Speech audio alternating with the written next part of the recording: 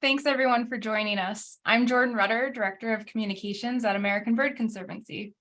This webinar is being recorded and will be posted on our YouTube channel afterwards, and we'll also be emailing the link to the recording to everyone who RSVP'd. We'll be putting any links referenced in the chat, but in case you missed them, please know that everything is available on the ABC website, and we'll also be including them in that follow-up email. Please submit any questions you have during the presentation using the Q&A box located at the bottom center of the Zoom screen. We'll try to answer as many of those as we can, and you can always follow up with us if you're still searching for more information. Automated captions are available for this webinar, and you can turn them on by clicking on that up arrow next to the CC icon, then select Show Subtitles.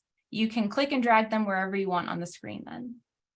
Before I begin, I want to share some background information on American Bird Conservancy, shortened to ABC.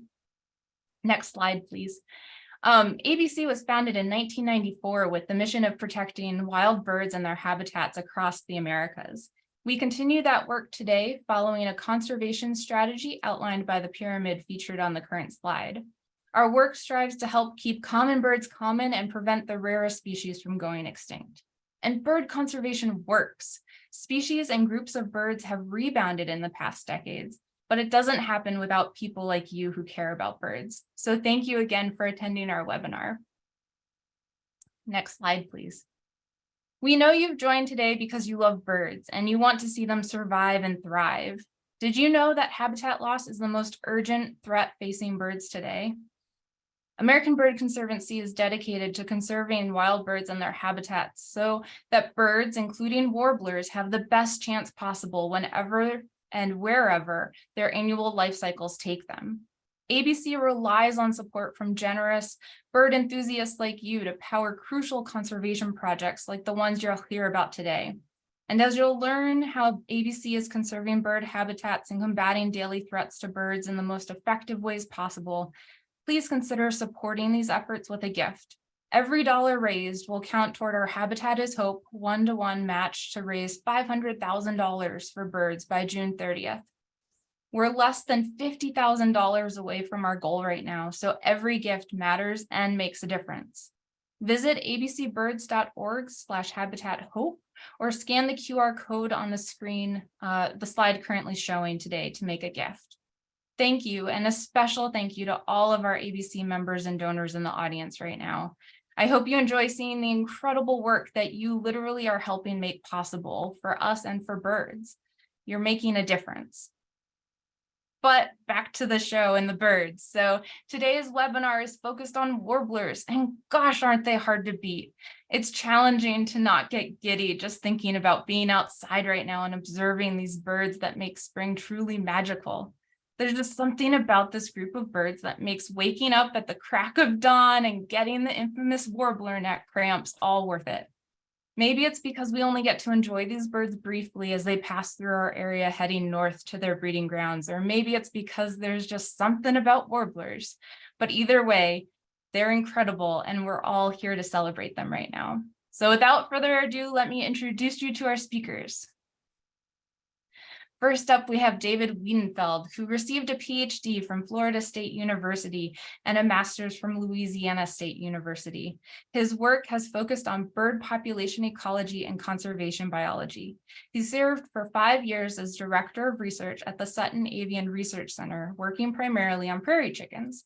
Returning to the Neotropics, he served for more than 3 years as head of the department at vertebrate ecology at the Charles Darwin Research Station in the Galapagos Islands. His work there was primarily with bird populations, but also included projects on invasive species, including predators, diseases, and parasites. At American Bird Conservancy, he is Senior Conservation Scientist. This work involves project development, planning, evaluation, and monitoring. Linnea Rowse is the Great Lakes Private Lands Director for ABC, and she is an avid birder and has worked in the conservation field for more than 15 years with work experiences including avian breeding ecology fieldwork, migratory bird stopover habitat research, and habitat management and restoration for forest and grassland birds. Linnea has a bachelor's degree in wildlife and conservation biology from the University of Rhode Island and a master's in fisheries and wildlife science from the Ohio State University. Linnea's passion lies in connecting birds and people while employing ecologically sound science, research, and education to accomplish landscape-scale bird conservation. Steve Roels is Kirtland's Warblers Conservation Team Coordinator here at ABC, and he collaborates with federal and state agencies, nonprofit organizations, and community groups to further the recovery of the Kirtland's warbler and implement the long-term stewardship plan for the species. Steve earned his PhD from Michigan State University, where he studied the recovery of bird communities and tropical forest restorations. Steve's favorite bird is the sunbittern, which he was lucky enough to spot on 3 different occasions during fieldwork in Panama. And last but not least, E.J. Williams serves as the Vice President of the Southeast and Atlantic Coast region here at ABC. She guides efforts to stop the decline of migratory birds and build constituencies and capacity to enable conservation throughout the full annual life cycle of migratory birds. EJ focuses her work on bringing partners together to ensure the quantity and quality of habitats needed to recover and sustain migratory bird populations. She is a graduate of the National Conservation Leadership Institute and University of Georgia alumna. Her career includes serving as Assistant Regional Director for Migratory Birds and Federal Assistance with the U.S. Fish and Wildlife Service in the Southeast and Mountain Prairie regions, Executive Director of the Longleaf Alliance, and Partners in Flight Coordinator for Georgia Department of Natural Resources. She's received awards for her contributions to advance protecting and restoring populations and habitats of North American birds. And again, without further ado, we're going to get to those warblers.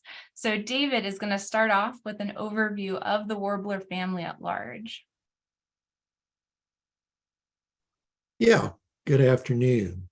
So warblers are wondrous birds. Let me get my slides going up here. And they include some of their most beautiful denizens, and some of them make astonishing migrations. So I am going to give a short overview of our warblers, highlighting some of the striking plumage, geographic patterns, and fascinating behaviors. First, let's talk about what warblers are and where they are. We're going to be talking mostly about the warblers that occur in the Americas and focus on the ones that live here in the US and Canada. But first, there are warblers in the Old World, Eurasia and Africa. They're not actually very closely related to the ones here in the Americas, though. They're in a completely different family called the Old World warblers. And few of them are brightly colored, mostly being brown or pale yellow. Only a couple of species of the Old World warblers regularly occur in the Americas, like the Arctic warbler shown here, which breeds in Alaska, although most of its range is in Eurasia from Siberia west all the way to Norway. They're sometimes vagrants or lost individuals of other species of Old World warblers that occur in the Americas, but they usually also show up in the Arctic. That's about it, though, for Old World warblers in the Americas. Our warblers, the kind we see here in the New World, are called the New World warblers, or often the wood warblers. They tend to be much more colorful and better singers than the Old World warblers. I'm going to spend the rest of my time talking about the wood warblers. The wood warbler family consists of about 116 species.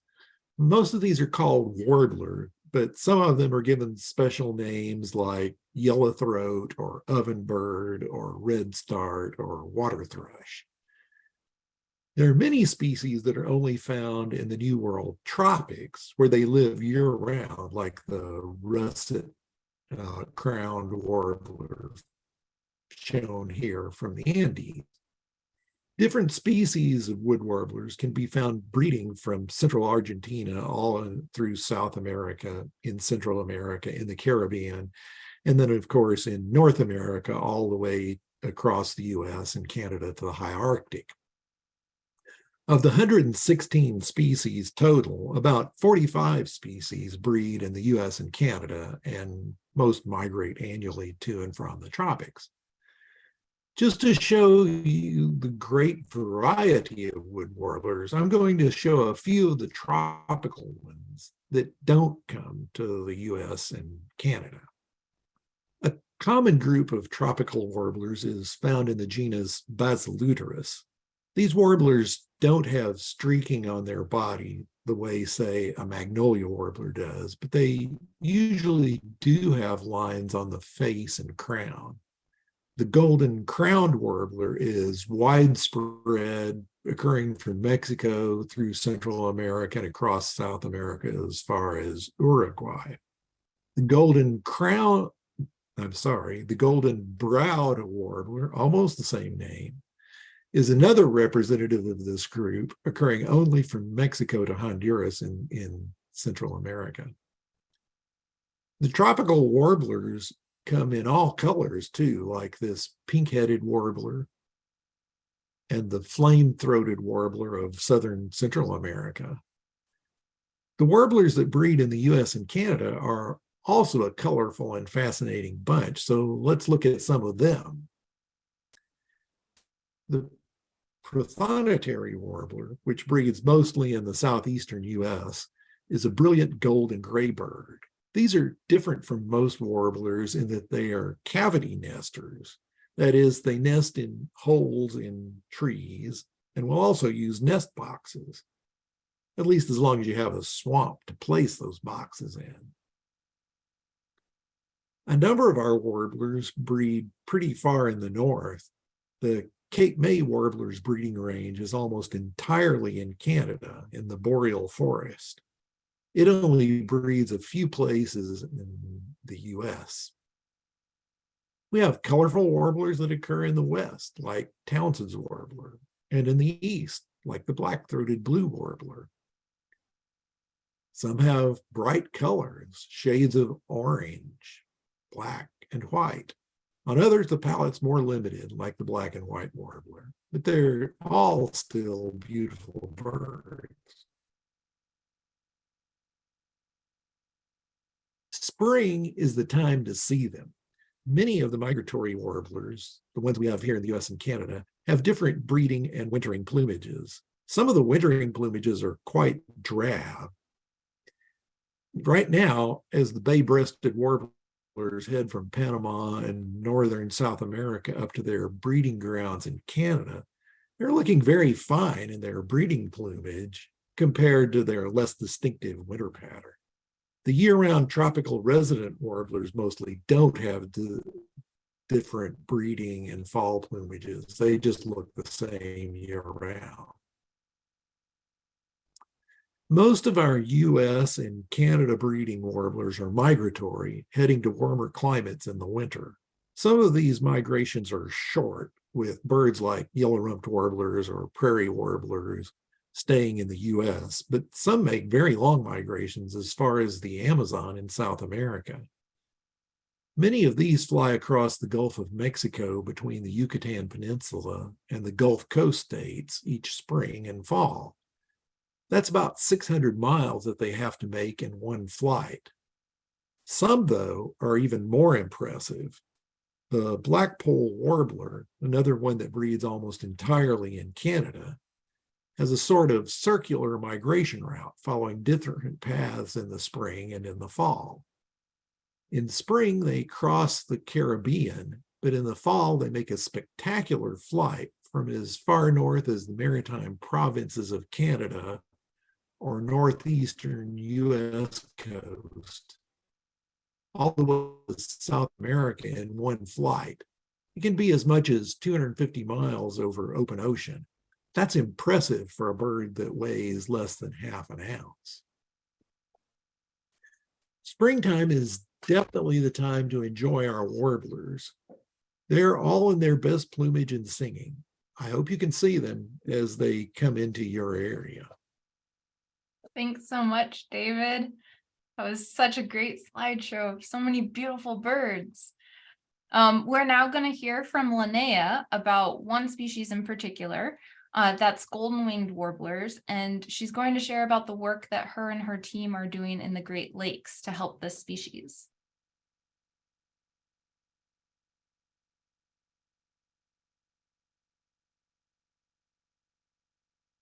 Thanks, Jordan. Would you mind starting my video? I'm not able to. Yep, absolutely. Thank you.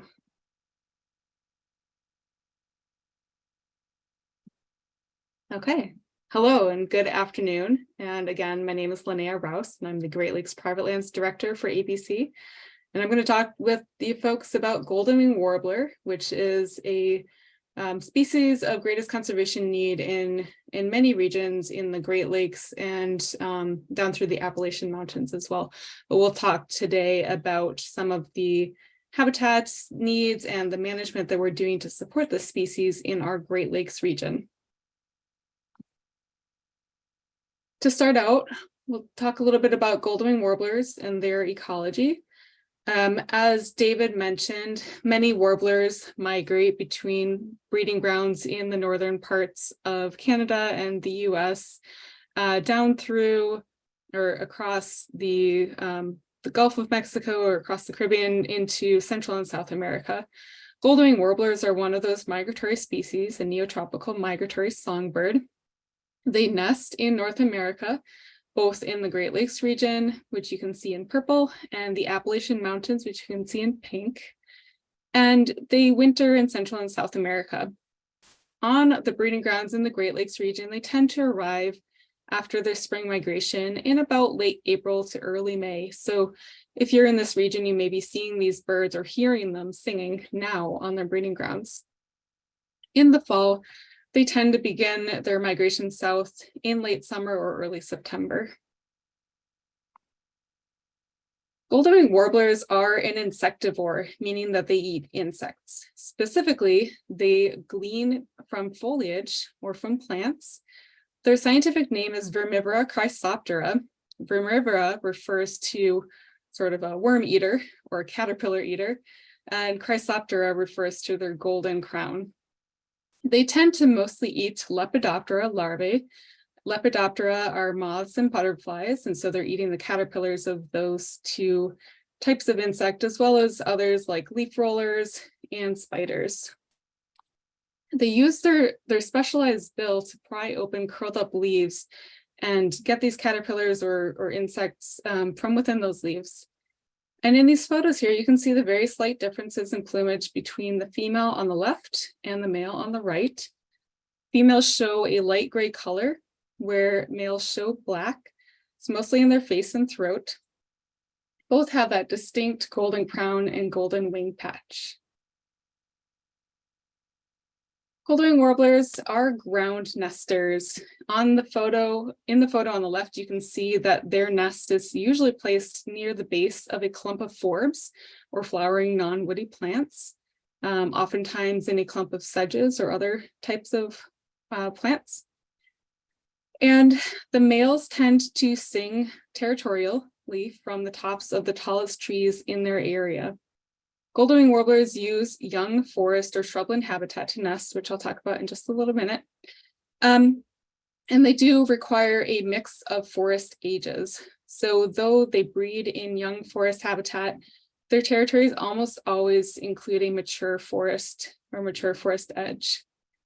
And as I mentioned before, they're foliage gleaner, so they're foraging for those insects, those caterpillars in all vegetation layers, including shrubs, saplings, and trees. For golden-winged warblers, their nesting habitat consists of early successional habitat and mature forest edge. So they need a variety of habitat components. Young forest or shrubland habitat patches with minimal remaining overstory trees or reserve trees when managing for habitat. We think about leaving back 10 to 15 mature overstory trees per acre, and or islands of mature shrubs or saplings so that they have sort of this mid-story habitat component as well. Finally, golden warblers also need a ground layer of vegetation because they're ground nesters, so they'll use those forbs, grasses, sedges, etc. We might ask ourselves, how is this type of habitat created? Usually, in the past especially, this is all created by natural disturbance, including fire across the landscape, beaver activity, flooding, etc.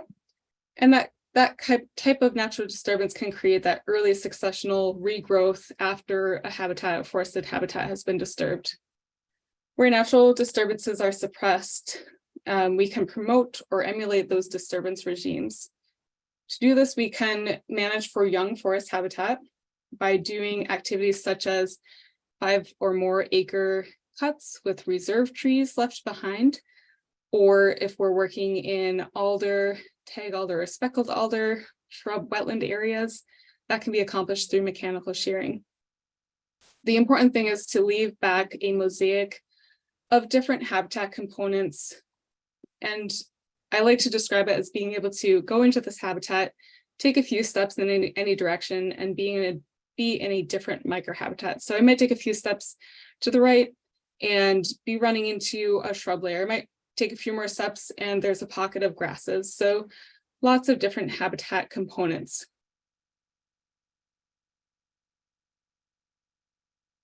After the young are out of the nest, so once they're fledglings, they need to go into mature deciduous forests, which is why those areas adjacent to those young forests are really important. And we want to have a diversity of forest age classes for this species. The fledglings need to have abundant vertical structure, both for cover, but also as they begin to forage for themselves and as the female and male adults continue to feed them. Golden-winged warblers, unfortunately, are in a population decline across their entire range. Over approximately the last 40 years, their populations have declined by about 3.1% per year range-wide. And in some states, they have seen declines up to 16% per year, which is a very steep decline. Many reasons for this decline include loss of habitat, fragmentation, degradation of habitat, a lack of that young forest age class, or even just the age class diversity across the landscape. Human development and land use intensification affects them, as well as loss of winter cover and also hybridization and habitat range shifts with blue-winged warbler. Some of the things that American Bird Conservancy and our partners are doing to help include that we partner with private landowners, we partner with public land management agencies like Fish and Wildlife Service, Forest Service, state departments of natural resources, et cetera, and even tribal entities to manage habitat for golden-winged warblers and associated species, especially in the Great Lakes region across Minnesota, Wisconsin, and Michigan. Since 2013, ABC has managed more than 9,400 acres of early successional habitat projects on public and tribal lands in Minnesota, and an additional more than 6,700 acres on private lands in partnership with the USDA Natural Resources Conservation Service across those 3 states. To do this, to manage for early successional or young forest habitat, we do employ a lot of mechanical alder shearing, timber management, sometimes prescribed burning, and reclaiming or restoring degraded sites. With managed habitat, golden-winged warblers need about 5 acres of habitat at minimum of this early habitat stage in a landscape with additional young forest or early successional habitat areas within 1 mile.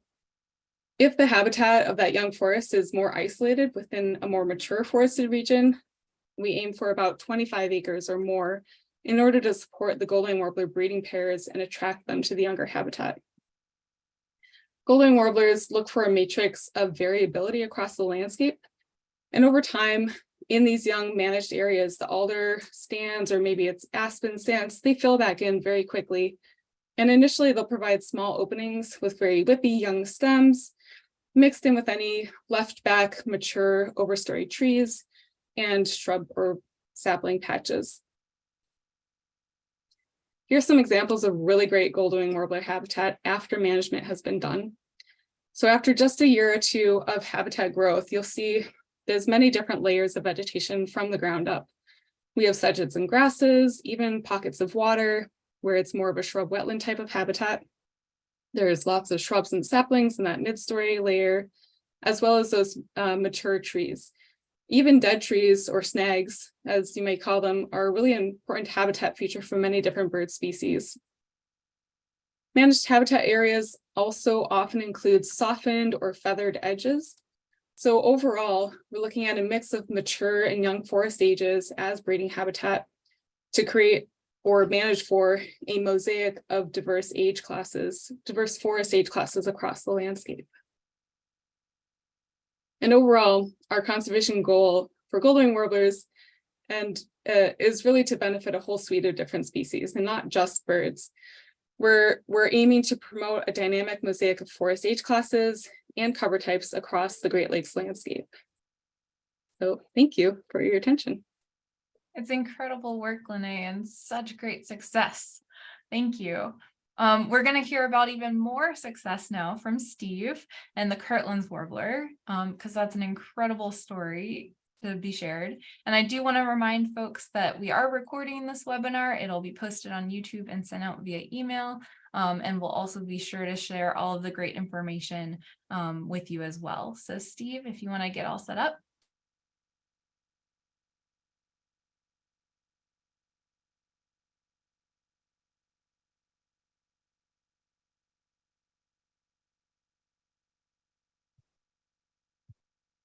All right. Hi, everyone. Make sure I've got the right screen shared here. You're all set. All right. Thanks, Jordan. Yeah, so I'd welcome everyone. I'd like to just share a little bit about a special bird in my life as Kirtland's Warbler Conservation Team Coordinator. The Kirtland's Warbler is really a remarkable conservation success story. So first, a little bit about identification of this bird. As one of my colleagues who studied Kirtland's Warbler for going on about 25 years says, it's a real looker. So Kirtland's Warbler can be identified by its yellow breast and belly, its gray head and back, black streaks on the flanks of the bird, and really distinctive, this broken eye ring right around the eye that's white really stands out on the face of this bird. And the black lores. So as another one of my colleagues says, they're darn cute. Kirtland's Warbler is, like many other warblers, is a snowbird. It's the rarest of the North American songbirds, breeding in small pockets in Michigan, Wisconsin, and Ontario. And then in the wintertime, this bird migrates to the Bahamas. And even more specifically than just the Bahamas, it actually overwinters primarily on just about 4 islands in early successional scrub habitat. And this bird has a bit of a reputation for being a little persnickety. So Kirtland's warblers breed almost exclusively in jack pine forests, and not just any jack pine forest. It needs to be an ultra dense stand of jack pine. I think that you don't really walk through Kirtland's warbler breeding habitat. It's more like you swim through it because it's so thick. And in this dense environment, the trees also need to be between about 3 and 15 feet tall. Any shorter than that, and the bird does not breed there. Any taller than that, and the bird also does not breed there. And even more persnickety, the bird doesn't even actually nest in the trees. It nests on the ground underneath the trees. It's just a very particular environment, which explains why this bird has always probably been quite rare. This perfect sweet spot of dense young jack pine habitat was probably historically created by wildfires, as the jack pine environment is a highly flammable one. And so fires would sweep through, and the heat from the fire would open the pine cones, releasing the seeds and generating a new batch of jack pine that would all grow up in the same age class and create these ultra dense stands. However, the Kirtland's warbler had a brush with extinction in the mid-20th century.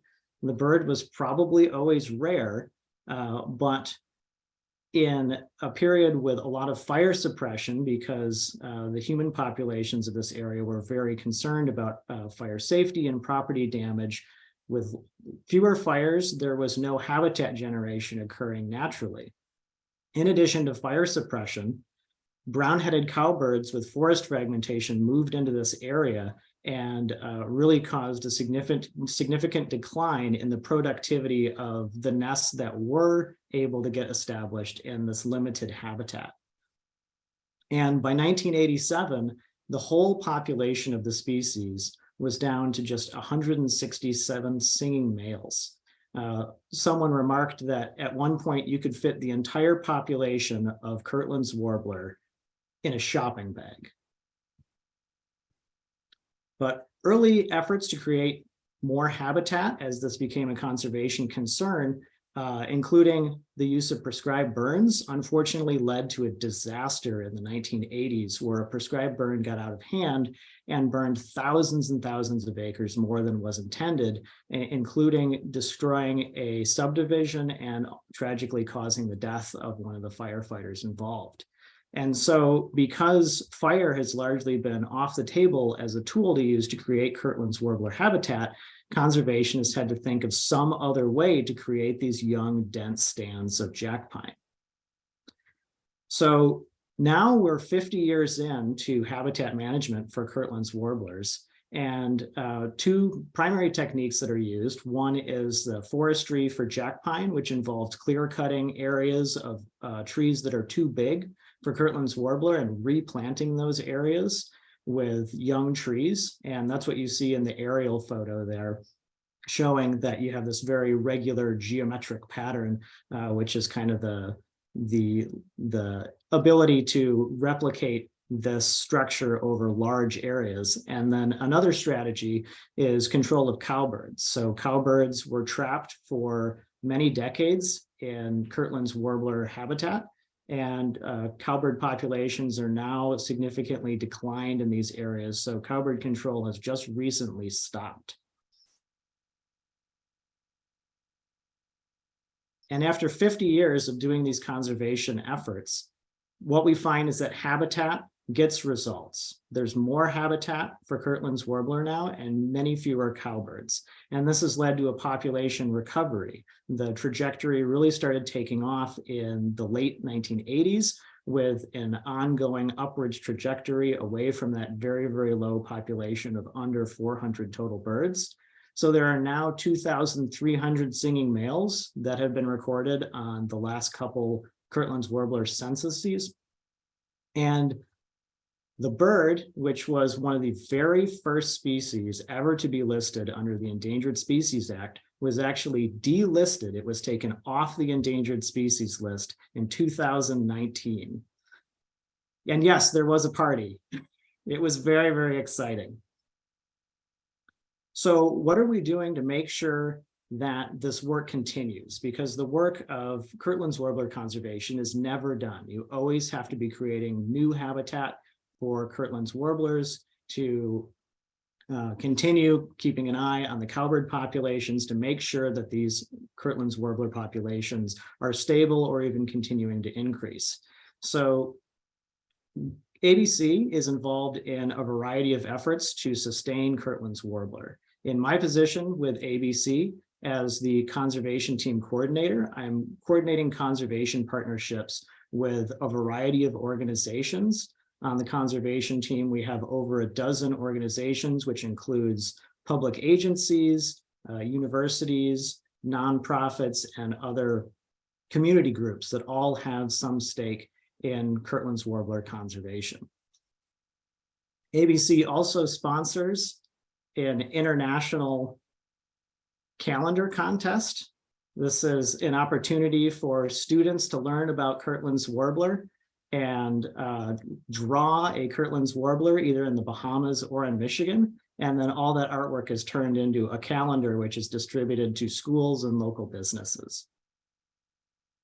ABC also works to create new habitat for Kirtland's warblers outside of that core breeding range in the northern lower peninsula of Michigan, so that if anything were to happen there, and we had some sort of a disease outbreak or disaster, we wouldn't have all our warblers in one basket, so to speak. ABC is also working to build conservation capacity in the Bahamas. So one of the really interesting things about Kirtland's warbler in the Bahamas is that one of the best places to find Kirtland's warbler in this young successional habitat are areas where goats graze, because it maintains the habitat in this young successional state. So ABC is collaborating with some goat farmers in the Bahamas to make sure that those farms are managed in a way that continues to create good habitat for wintering birds. Finally, ABC is working to build a long-term fund. So the Kirtland's warbler had a long and challenging career on the endangered species list, but now that it's been taken off the list, we basically need to create a retirement fund to keep the bird off that endangered species list. And so the long-term fund will be used to fund ongoing habitat management, research, and public outreach to ensure that all of these conservation efforts and all the success we've had over the last 50 years is sustainable. Thank you. That was awesome, Steve. I think we should have a warbler party again for sure. But last but not least, EJ is going to share about warblers in the Southeast and some really cool work that she is helping lead on. So EJ, if you want to get all set up. All righty, let's see. Share screen.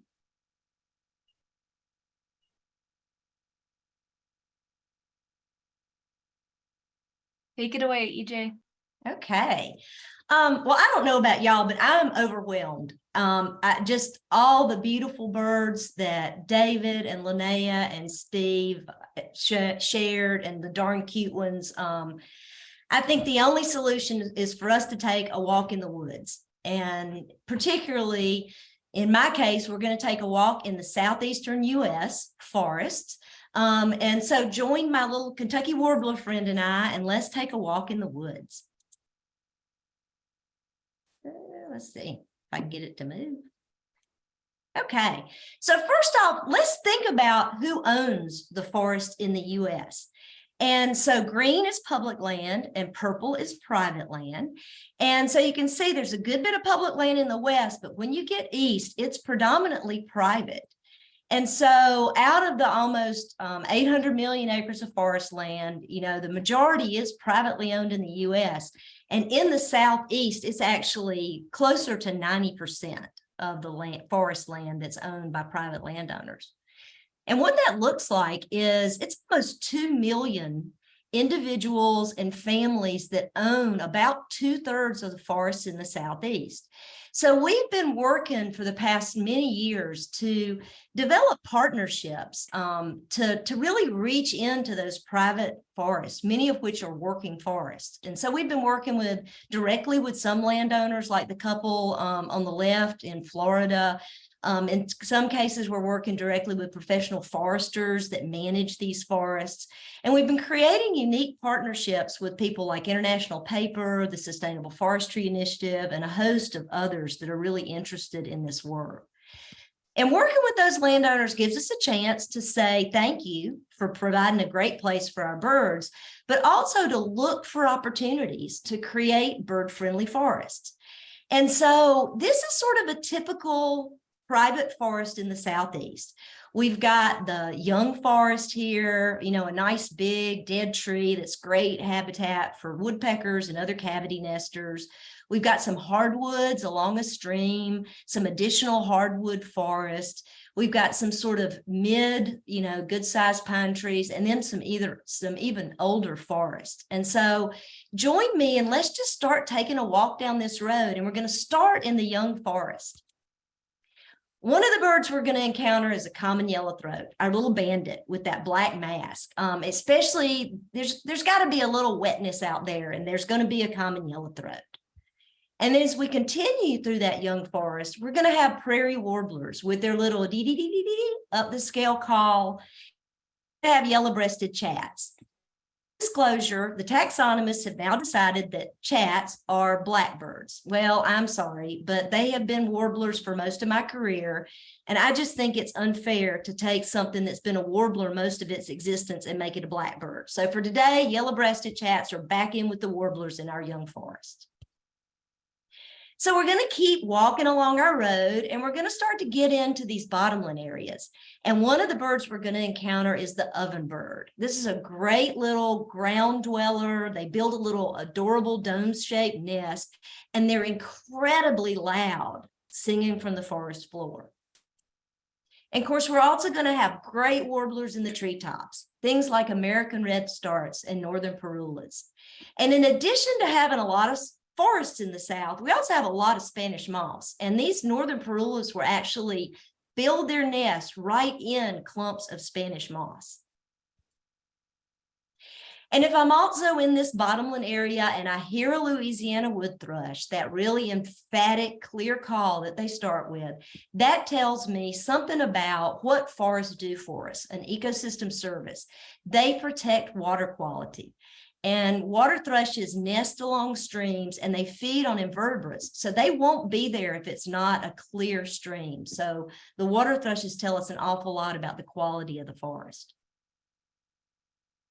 And also, when we're in these hardwood areas, as David mentions, we're going to have these brilliant yellow Prothonotary warblers. And in addition to being the only warbler that in the east that nests in cavities, they like those cavities to actually be over water. And so they're just magic when you see them in these sort of deep, dark woods. A couple of birds that you'll see in some kind of different situations. The Swainson's warbler is one. We think of them as bottomland hardwood birds, and they like to be in frequently flooded big woods with a lot of leaf litter, and they like to walk along and turn the leaves over and look for spiders, one of their favorite foods. But you'll also find these in the uplands in some of the densest pine stands. And so just the condition of the forest may look different to us, but it's providing Swainson's with what they need. Another that we'll find in sort of different circumstances are hooded warblers. So they might be in tall trees as long as there's a nice, rich hardwood understory, or they might actually be in a young forest as long as that sort of shrubby hardwood component is adequate. So we're going to keep traveling along our road, and we're going to end up back here by these bigger pine trees. And one of my favorite warblers that loves to nest in the tops of those taller pines is the pine warbler.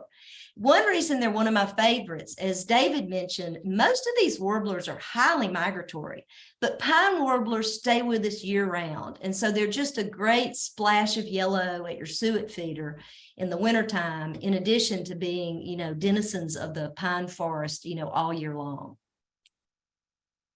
Another couple of birds we'll start to get into in these taller forests are the yellow-throated warbler and the black and white warbler. Our president, Mike Parr, took this photo of the yellow-throated warbler, and I really just want to say, what were you saying to that bird? Because it's got the most curious look on its face. And black and white warblers always remind me of just how straightforward ornithologists are, because that is just definitely a black and white warbler, and so it's very literally named. So as we sort of wrap up thinking about warblers, I would offer that warblers need healthy forests. And we're doing a lot of work across the Southeast, and as you heard from other speakers in other parts of the country, to work with landowners, both public and private, to create these healthy forests that are sustainable and provide the habitats that our warblers need. And I'd also offer that those healthy forests need the warblers. Think about all those caterpillars they're eating that would otherwise eat up the forest. And so they're really great in terms of insect control, keeping those forests in balance. And then from my experience, those healthy forests and the warblers, they need people. They private landowners that care about the forest, that are good stewards of their forest lands. And they want to leave those forests in better condition, and they want to have a legacy to pass on to future generations. And the magic thing about these working forests is, in addition to being a great place for warblers, they're also a great place to find many of the products that we rely on every day, like paper towels and the boxes that bring our Amazon or other e-commerce goodies. So these forests are just magic in all the multiple things they can do for both the warblers and the people. So thank you for listening and joining us.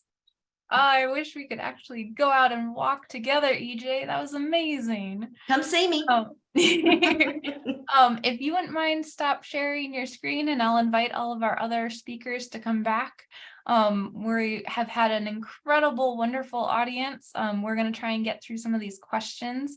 And so to start off, while I get situated here, a lot of folks are saying, I want these jewels of spring in my backyard. How do I, support these warblers? How do I get them? So EJ, you were talking about forests and people helping these warblers. Would you mind starting off with what folks can do? Yeah, so for your yard, one is trees. These birds really like to stop up in trees and native trees. Things like tulip poplars are just magic. They really forage in those little beautiful flowers and all the other, flowering parts on. Also, other native plants can create great habitat, especially in the fall. Berry producing shrubs can be just a little haven for a bird passing through. And again, for things like pine warblers, they'll come into feeders pretty readily if you're within their range. So to me, it's all about native plants, and both trees and the shrubs are just magic for these warblers.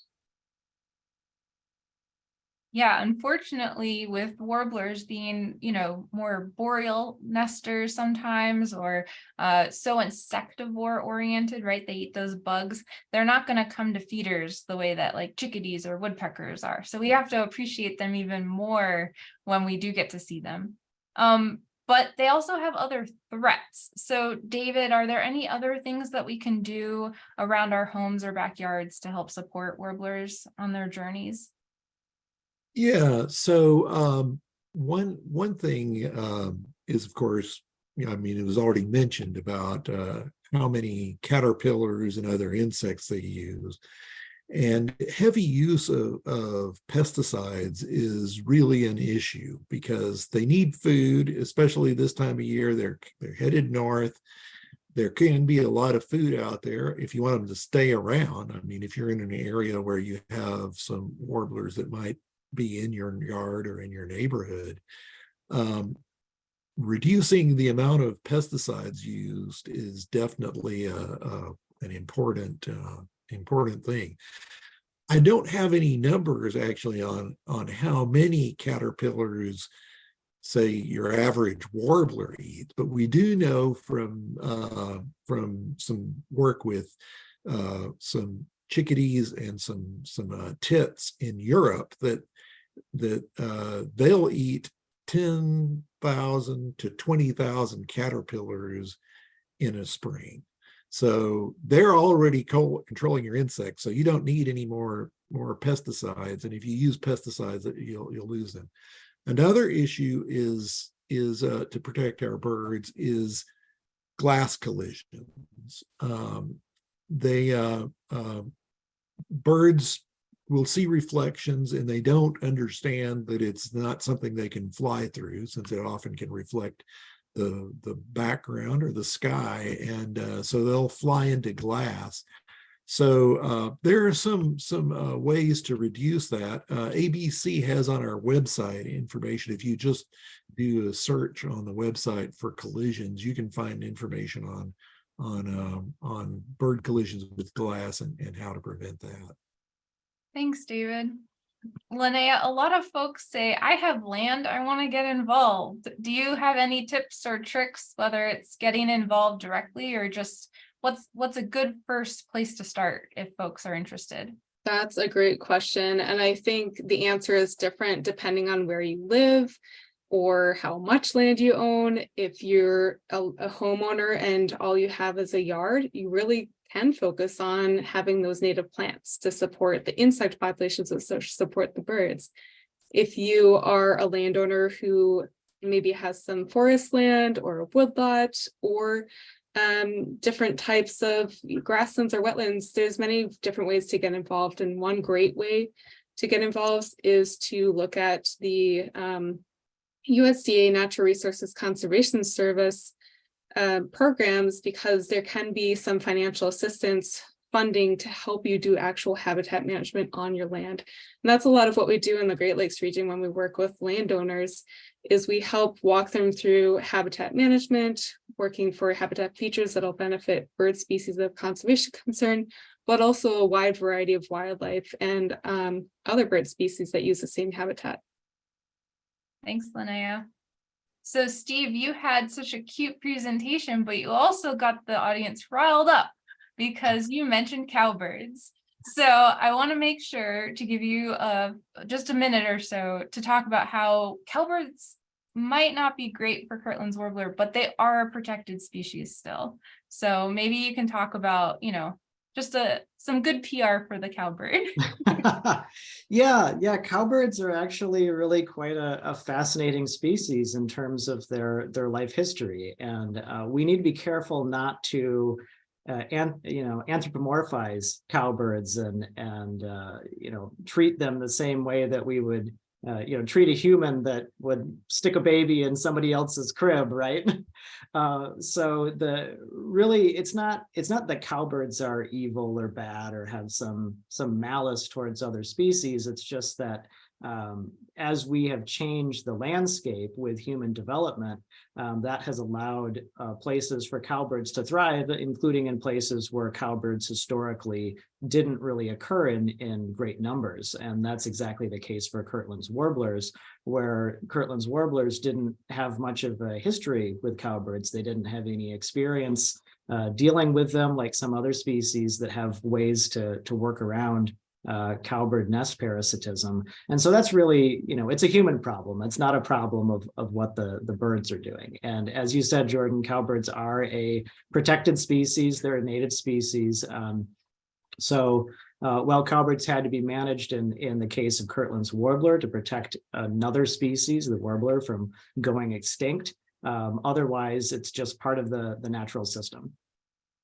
Yep. So friendly reminder, there is federal legal legislation preventing folks from actually taking action against cowbirds, no matter what your opinion is. However, if you want to take action on something, another thing that we should definitely mention on how to help warblers and birds in general is please consider keeping your cats inside or at least supervised while they're outside. So treat them like dogs. If you have them on a leash or in a backpack or a stroller, that'll help keep them safe from things like car collisions or antifreeze poisoning, and keep the birds safe as well.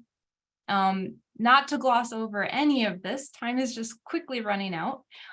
So I want to make sure that we have our time for one last question, which is, what is one thing that all of our presenters hope folks can take away from this webinar and share with a friend? So we're going to go in order of the presentations. And so David, I'm going to ask you, what is your one thing? I think just taking an interest in the birds and thinking about what you can do to help them. And I really like EJ's suggestion to plant native plants, different types in your yards to get get some trees, some shrubs, some lower vegetation, and then some lawn grass as well. I think that's wonderful to help create habitat if you're just one in your area. So I probably stole EJ's suggestion, but it's a good one. But it's a good one. Linnea. Yeah, I think there's a lot of takeaways here. I think, like David said, taking an interest in birds is a great place to start, and learning about threats to birds, talking about that with your friends and your family, that goes a really long ways. And if you want to make even more of an impact, like I mentioned before, you can do something on your in your own area, regardless of if you're a renter. Maybe you can plant some native plants in pots or talk to your landlord. If you're a homeowner, you can do things in your yard, reducing grass and planting more native plants. And if you're a larger landowner, you can absolutely do more, especially with things such as forest management, like I talked about in the Great Lakes region. Not only with the cost share or financial assistance I mentioned through the USDA programs, but also speaking with your local Audubon chapter or other consulting forester, Department of Natural Resource folks, etc. There's a lot of people who can help you help the birds out there. Great points. And Steve. Yeah, I'd just like to close by saying that conservation works. I mean, if you look at the whole history, the whole story of Kirtland's warbler, this bird that was nearly extinct, but was brought back to be taken off the endangered species list. You know, we are in such a period right now where everybody wants to be cynical about, you know, everything. And you know, we have evidence that we don't have to be cynical about conservation. If we understand species biology and we have the right resources in place, we can do a lot of good for birds and all of the other species that are associated with them. Thanks, Steve. And EJ. So I got a new one, David. I would challenge everybody that the next time you get a box full of goodies, look at the box. And I'll bet it's going to have something on there that says something about this box came from a forest that was certified as sustainable. And think about where that box came from, because it likely came from one of these private forests. And sort of the economies of that mean that the fact that those boxes are useful, that helps keep those forests as forests. It helps the landowners pay the taxes and make improvements. And when they cut a tree down and harvest a stand, they're able to replant it. And so look at your box and just be thoughtful about your purchases and what allows those to get to you. And, you know, and then you can do some digging and learn more. But so read your boxes. No, it's so true. We say it all the time that the birds connect us, and you just shared another way, EJ. I want to just thank all of our panelists for all of their presentations. And unfortunately, it's the time to end the webinar. So thank you to our audience and participants as well. Again, this webinar is being recorded. It'll be on our YouTube channel and emailed out to all of our registrants. We just can't thank you enough. All of the work that you've heard about today is made possible thanks to ABC supporters like yourself. And so we're super grateful to have you with us and in our community. If you'd like to consider supporting more critical bird conservation efforts like what you've heard about today, please consider donating to ABC's Habitat is Hope 1-to-1 match campaign. Some generous donations and donors have already committed $250,000. So ABC is currently seeking to match that so we can do even more to protect wild birds and their habitats. We're so close to this ambitious goal, and your support of any amount means so much to birds like the warblers you've seen today. Visit abcbirds.org/habitathope or scan the QR code on the slide currently to give a gift now. We can't thank you enough. The birds can't thank you enough. I really hope that you all get outside and enjoy some warblers this spring. Thank you again. Thanks, everybody.